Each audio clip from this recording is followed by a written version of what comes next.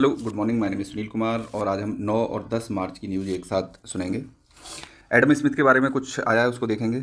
और चीतास को लेके कुछ अपडेट्स हैं, वर्ल्ड कप के कुछ स्टेट्स मतलब जो पूछे जाते हैं ना, जैसे कौन मैन ऑफ द मैच था, सीरीज़ था। लीग ऑब्जर्वेटरी, मूसी रिवर के बारे में, capability approach of Amartya Sen, Rajya Sabha का इलेक्शन का प्रोसीजर और कुछ अदर्स न्यूज़ हैं। इन सबको समझेंगे। Let's start. देखिए, ये वेल्थ ऑफ द नेशंस, ये बुक पब्लिश की थी 9 मार्च 1976 में, 250 साल पहले लगभग। इसको 250 साल हो गए हैं। 1000 पेज की किताब थी। तो इसका बुक का पूरा नाम था an inquiry into the nature and causes of the wealth of nations. ठीक है कि नहीं? तो इंक्वायर कर रहे थे कि नेशंस की, देशों की वेल्थ क्या है, उसका कारण क्या होता है। ठीक है। तो इन्होंने बताया था कि जो वेल्थ ऑफ नेशन है उसको कैसे मेजर नहीं करना चाहिए। बैलेंस ऑफ ट्रेड के हिसाब से मेजर नहीं करना चाहिए, है ना, कि मतलब कौन सी कंट्री कितना ज़्यादा ट्रेड करे ले रही है। और है ना, क्योंकि भाई वो मर्केंटलिज्म है, वो तो ट्रेड को ही प्रमोट करके पैसा कमाना चाहते हैं, जो चला था उस टाइम पर, अंग्रेज़ों के टाइम पर, है ना। Plus accumulation of Boolean, Boolean का मतलब होता है सोना चांदी इकट्ठा कर देना ही वेल्थ नहीं है उस नेशन की। बट क्या है, इन्होंने क्या बोला था, the total productive capacity of society. इस सोसाइटी की टोटल प्रोडक्टिव कैपेसिटी कितनी है, मतलब उसके यहाँ वर्कर्स कितने हैं, वो कितने स्किल्ड हैं, है ना। तो उसकी टोटल प्रोडक्टिव कैपेसिटी ही उसकी क्या है, वेल्थ है। एडवर्ड एक्करमैन, इसका आप देखोगे, इन्होंने रिसोर्स पॉपुलेशन इक्वेशन दी थी। ठीक है कि नहीं? अगर किसी कंट्री में रिसोर्स बहुत ज़्यादा हैं, है ना, लेकिन पॉपुलेशन कम है, तो जाहिर सी बात है कि कंट्री इन रिसोर्स को एक्सप्लॉइट करके बहुत ज़्यादा अमीर नहीं हो सकती है। या फिर रिसोर्स बहुत कम है, पॉपुलेशन बहुत ज़्यादा है, तो जाहिर सी बात है कि ये पॉपुलेशन के पास रिसोर्स कम होंगे तो बहुत ज़्यादा तरक्की नहीं कर सकती। इसलिए एक टर्म इन्होंने जोड़ा, टेक्नोलॉजी।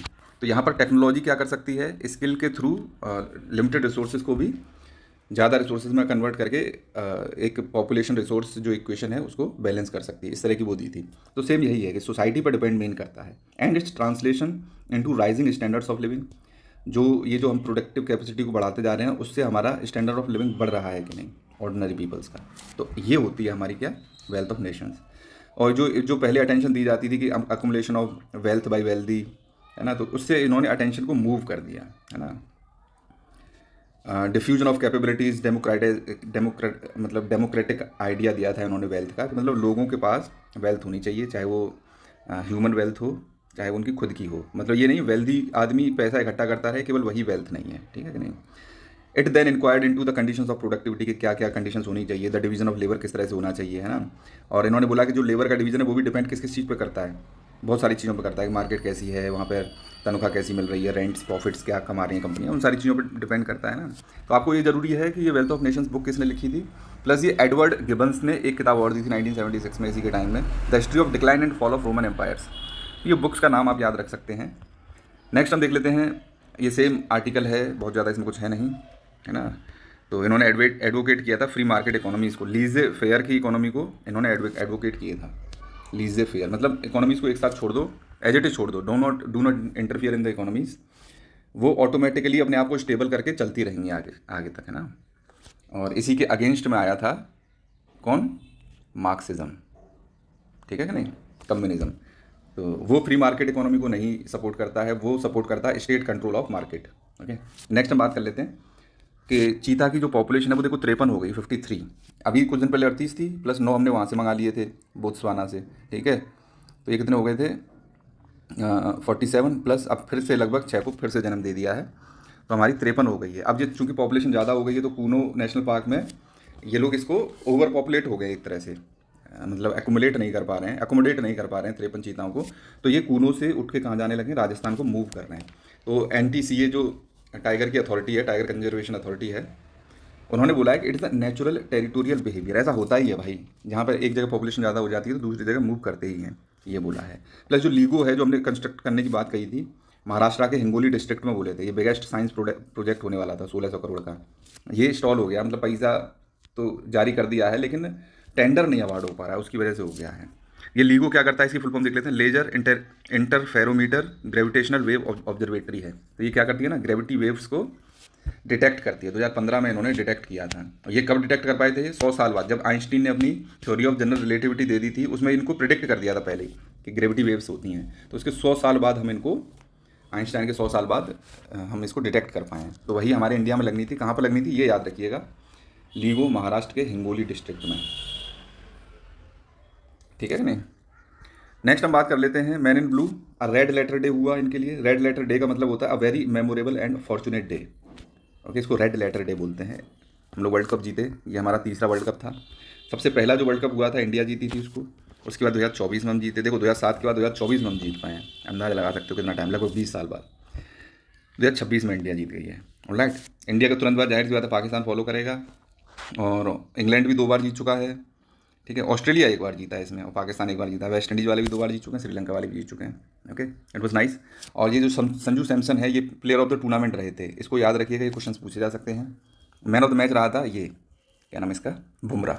जब इनसे पूछा गया प्लेयर ऑफ द टूर्नामेंट से कि जो इससे क्या नाम है, न्यूजीलैंड का जो कैप्टन है उससे पूछा गया था कि सर, पाकिस्तानी उसने पूछा था, जर्नलिस्ट ने, कह रहा है कि भैया ये बताओ कि हमारे पाकिस्तान के फरहान साहिबजादा फरहान ने सबसे ज़्यादा रन मारे थे, फिर भी प्लेयर ऑफ द टूर्नामेंट इसको दे दिया। तो न्यूजीलैंड का कैप्टन उससे बोलता है कि रन भले ही उसने ज़्यादा मारे हों, बट इम्पैक्ट किसका ज़्यादा था वो डिपेंड करता है, उसको प्लेयर ऑफ द टूर्नामेंट दिया जाता है। संजू सैमसन ने जितने भी रन्स मारे हैं वो बहुत ही बड़ी बड़ी टीम्स के खिलाफ मारे, और उन्होंने टूर्नामेंट मैच इसको जिता के क्वार्टर फाइनल से सेमीफाइनल्स में, सेमीफाइनल से फाइनल्स में, और फाइनल्स को भी जिताया है संजू सैमसन ने। तो वो मैटर करता है, इम्पैक्ट मैटर करता है, ठीक है। और उसने ये भी रगड़ दिया कि जो साहिबजादा फरहान है वो उसने किस टीम के खिलाफ मारे हैं, यूएसए के खिलाफ मारे हैं, नामीबिया के खिलाफ मारे हैं, ये कोई कंट्रियाँ होती हैं, इस तरह से बोल दिया। नेक्स्ट देख लेते हैं। देखो जो साइलेंट वैली पार्क है, silent valley national park Kerala में है। 192 बर्ड स्पीसीज़ यहाँ पे देखी गई हैं। 192 बर्ड नहीं है, इतनी स्पीसीज़ की बर्ड्स यहाँ पे देखी गई हैं, ठीक है कि नहीं। तो साइलेंट वैली आपको याद होना चाहिए कि ये केरला में पड़ता है, और हर साल लगभग ये लोग बर्ड का सर्वे करते हैं। ये black and orange fly catcher है, नीलगिरी ब्लू रॉबिन है। ओके, और नाम देख लेते हैं। श्रीलंका फ्रॉग माउथ, आपको लगेगा यार फ्रॉग माउथ ये है क्या, रेप्टाइल है क्या है, it's a bird. Indian night jar है ना, ब्रोंज्ड ड्रोंगो, मालाबार टोरोन ये है, crimson blacked sunbird, purple rumped sunbird, Malabar pigeon है ना, इंपीरियल पिजन। तो ये सारी बर्ड्स हैं, इनके नाम एक बार पढ़ लोगे तो आपको यूपीएससी पूछता रहता है कि ये किस चीज़ की स्पीसीज़ हैं, आप इजीली पहचान सकते हैं।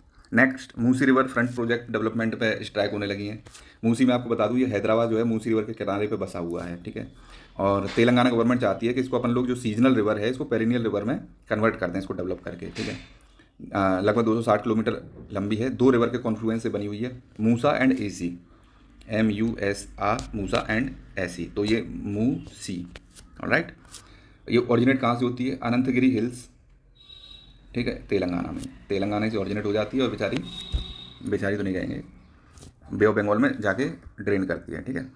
क्यों प्रोजेक्ट का विरोध क्यों कर रहे हैं, देखो जितने भी लोग यहाँ रहते हैं ना स्लम्स में और उन सब में, उनको इविक्ट कर दिया गया है, और उसी की वजह से वो चल रहे हैं प्रोटेस्ट। नेक्स्ट हम देख लेते हैं जी कैपेबिलिटी अप्रोच के बारे में। सबसे पहले बहुत लोगों ने बात की होगी, लेकिन जाहिर सी बात है अमर्त्य सेन ने इस पर किताब लिखी और रिसर्च की। इंडियन ओरिजिन, इंडिया के हैं बेसिकली ये, इकोनॉमिस्ट हैं, इनको नोबेल इकोनॉमिक का प्राइज़ भी मिला था 1998 में, है ना। तो ये कैपेबिलिटी अप्रोच में ये कहते हैं कि तुमको पैसा कंपनियों को देख के नहीं, टॉप डाउन अप्रोच नहीं करनी है कि ऊपर से तुम बड़ी बड़ी कंपनियां सेटअप करो, इंडस्ट्रीज़ बैठाओ और लोग अपने आप नौकरियां मिलेंगी, रिच हो जाएंगे, उस पर नहीं इन्होंने फोकस किया। उन्होंने कहा कि लोगों की कैपेसिटी को तुम अच्छा करो, है ना, उनको स्किल दो, उनको हेल्थ केयर अच्छा दो, उनकी एजुकेशन अच्छी दो।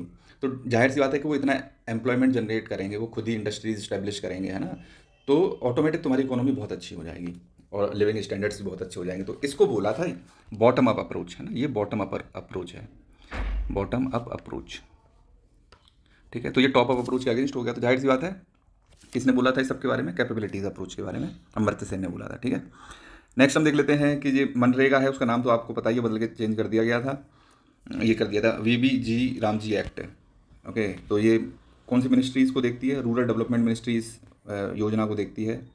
और इसके रूल्स कौन फॉर्म करेगा, सेक्शन 4.5 कहता है कि सेंट्रल गवर्नमेंट डिटरमाइन करेगी नॉर्मेटिव एलोकेशन ऑफ समथिंग, इसको जाने देते हैं, जरूरी नहीं है बट ये जरूरी है। देखो 5 एसेंशियल एलिमेंट्स की बात की गई है, इसमें क्या क्या, इंश्योरिंग दैट ऑनगोइंग वर्क, जितना भी काम मनरेगा का चल रहा था वो कंप्लीट हो जाना चाहिए, ठीक है, उसको कोई छेड़ेगा नहीं। सेकंड बात की गई है कि जितने भी स्टेट्स हैं उनको इनरोल करना पड़ेगा अपने आप को DBT स्पर्श, डायरेक्ट बेनिफिट ट्रांसफ़र। स्पर्श एक पोर्टल हम लोगों ने, एक बैंकिंग प्लेटफॉर्म एक तरह से लॉन्च किया गया है, ठीक है कि नहीं। और तो इसमें क्या होगा कि सैलरीज वगैरह हो गए वो देना, प्लस शेयर सेंट्रल गवर्नमेंट से जो स्टेट का शेयर जाता है ना वो जाना, इसके थ्रू किया जाएगा, ठीक है ना। For the first time since the launch of the rural employment scheme centre and state will share financial burden. ये पहली बार होगा, पहले अब तक तो खैर जो फाइनेंशियल बर्डन था वो सेंट्रल गवर्नमेंट ही लेती थी, इस बार अब शेयर करना पड़ेगा, ये पहली बार ऐसा हुआ है, ठीक है कि नहीं। वेस्ट बंगाल ने मना कर दिया कि हम इसमें इनरोल करेंगे ही नहीं। थर्ड बात इसमें की गई है, जो ऑनगोइंग ड्राइव है, KYC करनी पड़ेगी। फाइनली एक युक्त धारा भी एक हमने प्लेटफॉर्म लॉन्च किया है, जियो स्पेशियल प्लानिंग पोर्टल है ये, है ना। जाहिर सी बात है, जो भी प्लानिंग करनी है युक्त धारा पोर्टल पे आप लोगों को अपलोड करना पड़ेगा कि हम यहाँ पर नदी सही करवा रहे हैं, यहाँ पे नाला खुदवा रहे हैं, है ना, मनरेगा के अंतर्गत। तो सारी भी प्लानिंग का कहाँ पर रहेगा, युक्त धारा पर रहेगा। तो DBT स्पर्श मैं लिख देता हूँ, DBT स्पर्श। नेक्स्ट युक्त धारा, ये आप लोगों को याद रखने हैं, ठीक है। नेक्स्ट हम देख लेते हैं, देखो ये एक रिपोर्ट पब्लिश हुई है, द स्टडी पब्लिश हुई है, the labour market impact of AI a new measure and early इविक्शन। तो ये बता रहा है कि that the jobs which involve, जितनी भी जॉब है ना जिनमें थोड़ा थोड़ा डिजिटाइजेशन है उन पर खतरा ज़्यादा है ना। जिनमें मैनुअल लेबर चाहिए वो जॉब सुरक्षित हैं। ऑलराइट, जैसे इसने ये चार्ट बना के दिया, बहुत अच्छा चार्ट है। आप देख रहे हैं कि ये सारी जॉब्स लिखी हुई हैं, ऑलराइट, इतनी सारी जॉब है, प्लस किसको कितना खतरा है। मैनेजमेंट को हाई रिस्क है, देख पा रहे हो आप, है ना। बिजनेस एंड फाइनेंसिस को बहुत ज़्यादा रिस्क है। कंप्यूटर एंड मैथ आर्किटेक्चर वालों को भी है खतरा। सोशल सर्विसेज, भाई मैनुअल सोशल सर्विसेज ज़्यादा दी जाती हैं, तो सोशल सर्विसेज को थोड़ा कम खतरा है। लीगल वालों को बहुत खतरा है, एजुकेशन खतरा है, आर्ट्स वालों को खतरा है, प्लस ऑफिस एडमिनिस्ट्रेशन वालों को खतरा है, प्लस सेल्स वालों को खतरा है। बाकी का आप देखो, पर्सनल केयर, तो पर्सनल केयर है भाई, आदमी चाहिए इसके लिए। ग्राउंड मेंटेनेंस वहाँ जाके ही करना पड़ेगा। फूड सर्विंग, फूड तो आदमी सर्व करेंगे। ये जितनी भी हैं, एग्रीकल्चर, कंस्ट्रक्शन, है ना, ट्रांसपोर्ट, प्रोडक्शन, इन सब में देखो कोई खतरा नहीं है, बहुत कम खतरा है, नहीं समझे। अच्छा मैप है, डायग्राम है बेसिकली, इसको आप बना सकते हैं मेंस के लिए। GS3 में भी आप यूज़ कर सकते हैं, GS1 में भी, GS2 में भी, ऑलराइट। नेक्स्ट हम देख लेते हैं, न्यू नेपाल रिजेक्ट्स ओल्ड, मतलब नेपाल के जैन जी बेसिकली ये है कि हवाबाजी के चक्कर में उन्होंने नए नए लोगों को अपॉइंट कर दिया है, जवान लोगों को, है ना। तो इन क्वेश्चन ये आ रहा है कि जेनुअनली परसुएट किया है प्रोमिस की वजह से या फिर पोटेंशियल की वजह से, कि मतलब जो टेलीफोन पे कमेंट्री सुन सुन के और जो है नई नई रील्स देख देख के और भबके में आके, तो नहीं कि कहीं उन्होंने नए नए लोगों को चुन लिया है। तो इससे बहुत बड़ा इशू हो सकता है। देखो ये है, जैसे ये रैपर था, मतलब रैपर, यूक्रेन ने क्या किया था, यूक्रेन ने डांसर एंड कॉमेडियन को कर दिया था, ठीक है ना, एंड कॉमेडियन था वो जेलेंस्की। तो यूक्रेन की क्या हालत है आप देख ही सकते हैं। अब नेपाल ने रैपर हो गया टर्न्ड पॉलिटिशियन बलेंद्र शाह, भले ही ये KP शर्मा ओली और इस टाइप के लोग हो गए कम्युनिस्ट, उनसे थोड़ा सा अलग है, बट ये भी ग्रेटर नेपाल के कॉन्सेप्ट में बिलीव रखता है। ग्रेटर नेपाल जो अंग्रेजों के टाइम पे था, उत्तराखंड भी उसी में हो, बिहार के और उत्तर प्रदेश के भी कई सारे रीजन्स उसमें हों, है ना, तो उसमें ये बिलीव रखता है। और जाहिर सी बात है, तो इसकी पॉलिसीज़ किस तरह की रहने वाली हैं। इसकी पॉलिसीज़ रहेंगी कि इंडिया के साथ अपने रिलेशंस ख़राब करने की कोशिश करेगा और इंडिया के प्रति अपनी कंट्री के लोगों में नफरत फैलाएगा। तो जाहिर सी बात है, country to country, people to people contacts, और ये सारे रिलेशंस में खराबी आने ही वाली है। और ये नए नए खून के लोग हैं, जवान लोग हैं, तो ये देखेंगे नहीं कि क्या नुकसान हो रहा है, मतलब जो होती है ना लॉन्ग टर्म थिंकिंग, आगे का सोच लें कि हम कितना बड़ा नुकसान कर रहे हैं, ये इसके बारे में सोचेंगे ही नहीं बिल्कुल। It's like that. तो बहुत बड़ा इशू होने वाला है। देखो क्या होता है, किस तरह से ये लोग काम करते हैं, उस पर डिपेंड करेगा। नेक्स्ट राज्यसभा मेंबर का इलेक्शन देख लेते हैं। 10 स्टेट्स में 33 सीटों पर चुनाव होने को है। राज्यसभा में 250 मेंबर होते हैं, जिसमें से 12 को नॉमिनेट किया जाता है। किन किन फील्ड में नॉमिनेट करते हैं भाई, लिटरेचर की नॉलेज हो, साइंस की नॉलेज हो, आर्ट एंड सोशल सर्विसेज की नॉलेज हो। तो कितने हो गए, ये 4 हो गए। तो फिर हमने सचिन तेंदुलकर को नॉमिनेट कर दिया था, तो बोला यार ये तो क्रिकेट खेलता है, ये तो इनमें से किसी फील्ड में नहीं आता है, नहीं समझे, 4 में ही तो करना चाहिए, स्पोर्ट्स तो कैटेगरी नहीं है। तो क्रिटिक किया गया, तो लोगों ने बोल दिया कि देखो जो है cricket is also a art. तो अपोजिशन वालों ने कहा अच्छा, तो फिर ठीक है, तो उन्होंने मान लिया उसको। नेक्स्ट हम देख लेते हैं, Rajya Sabha members are elected by state legislative assemblies, उसको इलेक्ट करती हैं, आपको पता ही है। प्रोपोर्शनल रिप्रेजेंटेशन होना चाहिए, सिंगल ट्रांसफरेबल वोट, ठीक है। दिल्ली हो गया, पुदुचेरी हो गया, J&K, ये वो क्या नाम है इसका, यूटीज़ हैं जिनके पास लेजिस्लेटिव असेंबलीज हैं, ठीक है कि नहीं। तो इनका रिप्रेजेंटेशन है राज्यसभा में। बाकी का आप देखो, अंडमान निकोबार हो गया, ठीक है, लक्षद्वीप हो गया, Dadar Nagar Haveli and Daman and द्वीप, चंडीगढ़, लद्दाख, इन सब का do not have representation in Rajya Sabha, just remember this, ठीक है कि नहीं। और इनका जो इलेक्शन होता है वो किसके थ्रू होता है, एक इलेक्टोरल कॉलेज के थ्रू होता है। इलेक्टोरल कॉलेज में कौन कौन होता है, इसमें MLAs होते हैं इन यूनियन टेरिटरीज के, ठीक है। नेक्स्ट हम देख लेते हैं, मिनिमम एज क्या चाहिए। देखो राज्यसभा को बोलते हैं अपर हाउस, अपर मतलब ऊंचा हो गया एक तरह से, बड़ा हाउस। तो लोकसभा लोअर हाउस हो गया, लोअर में छोटी एज चाहिए होती है, कम वाली 25, अपर हाउस में 30 होनी चाहिए एमपी बनने के लिए। तो मिनिमम एज आपको समझ में आ गई। राज्यसभा का टर्म कितना होता है? 6 साल के लिए ये लोग चुने जाते हैं। हर 2 साल में 1/3 मेंबर्स क्या होते हैं, निकल लेते हैं और उनका इलेक्शन होता है। तो वही 2 साल बाद अब इलेक्शन हो रहा है, ठीक है। इलेक्शन प्रोसेस क्या होता है? प्रेसिडेंट गजट में निकाल देता है कि इलेक्शन कमीशन से परमिशन लेगा भाई कौन कौन सी तारीख में अपन लोगों को इलेक्शन करना है, और ये इलेक्शन कमीशन बता देता है कि इतनी इतनी तारीख को यहाँ पे कर लेते हैं। तो प्रेसिडेंट गजट में नोटिफिकेशन पब्लिश कर देता है और उसके बाद इलेक्शन अनाउंस हो जाते हैं, ठीक है कि नहीं। राज्यसभा के जो प्रोविजंस है वो आरपी एक्ट 1950 के तहत ये इलेक्शन होते हैं, प्लस रूल्स एंड ऑर्डर्स भी कई सारे मेड किए गए हैं, उनके थ्रू ये किए जाते हैं, उस पर नहीं जाते हैं क्या रूल्स हैं। मैनी वोट्स मतलब कितने वोट्स चाहिए वोट डालने के लिए चाहिए कि देखो द टोटल मेंबर जितने भी हैं एमएलए, ठीक है, उसमें हम डिवाइड दे देंगे कि कितनी सीट हैं इलेक्शन के लिए, राज्यसभा के लिए, ठीक है। जैसे मान लो एक एमएल मतलब कोई स्टेट है उसमें एमएलए कितने हैं 200 है ना, और 4 राज्यसभा की सीट है, तो हमने डिवाइड दे दिया। आगे कितने 200 में 4 का डिवाइड दो भाई, कितना आ जाएगा यार है 50 आई थिंक, है ना। 200 में 4 का डिवाइड दो, डिवाइडेड बाई 4 प्लस, अच्छा सॉरी 5 से देना पड़ेगा, सीट प्लस 1 से देना पड़ेगा। 200 में 5 से डिवाइड दो, ठीक है, तो ये आ जाएगा कितना 40, प्लस 1 ऐड कर दो इसमें, ये कोटा कैलकुलेट करने के लिए, तो प्लस 1 है ना। तो टोटल 41 वोट चाहिए एक कैंडिडेट को 200 एमएलएस की असेंबली में, ये है इसका कहने का मतलब। अब मान लो इसमें फिर सिंगल ट्रांसफरेबल वोट क्या होता है, किसी एक कैंडिडेट को मान लो 45 वोट मिल गए, तो इसका कोटा कितना था 41 का था, तो बचे हुए 4 वोट कहाँ पे ट्रांसफ़र हो जाएंगे, दूसरे कैंडिडेट्स के सेकंड चॉइसेस में, ठीक है। इसको सिंगल ट्रांसफरेबल वोट बोलते हैं, ये यहाँ पर एक्सप्लेंड है, इसको आप पढ़ लीजिए, ठीक है कि नहीं। ये है इसकी कहानी। नेक्स्ट ये मैं आपको बता चुका हूँ, ये ओपन बैलेट से होता है, ठीक है। नेक्स्ट हम देख लेते हैं फाइनेंस कमीशन। इसमें बहुत ज़्यादा कुछ है नहीं, ये कह रहे हैं कि जब ये कहना चाहते हैं कि जब अर्बन सेंटर्स मतलब जो शहर हैं वो पैसा ज़्यादा कमा के देते हैं, तो आप लार्ज शेयर ऑफ जीडीपी क्यों स्टेट्स को मतलब रूरल एरियाज़ को क्यों दे देते हो। भाई सेंट्रल सॉरी अर्बन सेंटर्स को ज़्यादा पैसा देना चाहिए जब वो ज़्यादा पैसा कमा के दे रहे हैं। अगर आप रूरल और अर्बन को देखो तो मान लो ये 30% पैसा कमा के दे रहे हैं, अर्बन 70% पैसा कमा के दे रहे हैं, ठीक है कि नहीं। अब एरिया की बात कर लेते हैं, मान लो ये 70% है और ये 30% है, ठीक है। पॉपुलेशन की बात कर लेते हैं, अभी भी मान लो यहाँ पर 65% रहते हैं, यहाँ पर 35% रहते हैं, ठीक है। तो जब पैसा जब अर्बन वाले ज़्यादा कमा के दे रहे हैं तो जाहिर सी बात है इनको खर्चा भी ज़्यादा देना चाहिए। लेकिन यही आप देखो कि इंडिया इज़ वन, इंडिया एक है। इसका क्या कॉन्सेप्ट है, कमा भले ही बड़ा बेटा रहा हो लेकिन खर्चा ज़्यादा कौन कर रहे होते हैं, छोटे घर के लोग, मतलब बच्चे हो गए, वो सारे लोग पे ज़्यादा खर्चा हो रहा होता है एक तरह से नहीं कमाने वालों पर। यही है भारत के एक होने का प्रूफ, है ना। तो एक तरह से आप इसको इस तरह से समझ सकते हैं, ठीक है। बाकी का तो कोई दिक्कत नहीं है, जाहिर सी बात है भाई, ये थोड़ी होगा कि मतलब गेहूँ मतलब एग्रीकल्चर पंजाब और हरियाणा रीजन में ज़्यादा हो रहा है तो ज़्यादा खाना वो लोग खा लेंगे। इट्स नॉट पॉसिबल, जितना वो लोग खा सकते हैं उतना ही तो रखेंगे, बाकी का पूरे इंडिया में दिया जाएगा, वरना फूड क्राइसिस हो जाएगी। ऐसे ही अर्बन सेंटर्स भले ही पैसा ज़्यादा कमा रहे हैं तो हम ये थोड़ी ना कि ज़्यादा पैसा अर्बन सेंटर्स में दे देंगे, देते हैं जितना उनको ज़रूरत होती है उससे ज़्यादा देते हैं, ठीक है। लेकिन रूरल सेंटर्स को भी दिया जाता है पैसा, okay, it's like that, revenue sharing होती है। नेक्स्ट हम बात कर लेते हैं भाई, क्रूड ऑयल के प्राइसेस बढ़ते जा रहे हैं, 100 बैरल पार पहुंच गया मामला।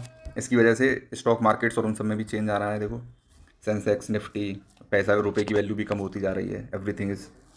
अब तो जाहिर सी बात है, देखो हमारी जो गवर्नमेंट कह रही है कि हम पैसे नहीं बढ़ने देंगे तेल के, गैस के तो बढ़ गए ऑलरेडी, ठीक है, तो पैसे तेल के नहीं बढ़ने देंगे। क्या हमें अपनी सरकार पर भरोसा है? बिल्कुल भरोसा है।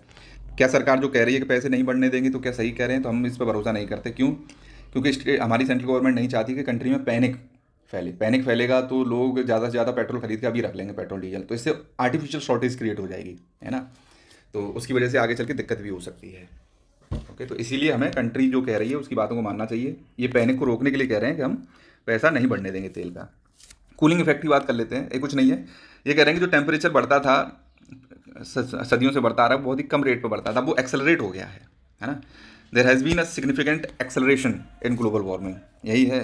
और जो 1.5% की लिमिट है, कई रिपोर्ट्स में तो कह रखा है कि हम इसको ब्रीच कर चुके हैं, फिर लिख देते हैं गधे के 2030 तक ब्रीच कर जाएंगे, आई डोंट नो, ठीक है। नेक्स्ट हम बात कर लेते हैं, ये याद रखना A23A, ये वर्ल्ड का लार्जेस्ट वो है आइसबर्ग, ठीक है कि नहीं। ये पिघलता जा रहा है, अब ये टूट के गिरा हुआ था अंटार्कटिका रीजन में, अब ये मतलब मूव करते करते वार्म वाटर्स में आता जा रहा है।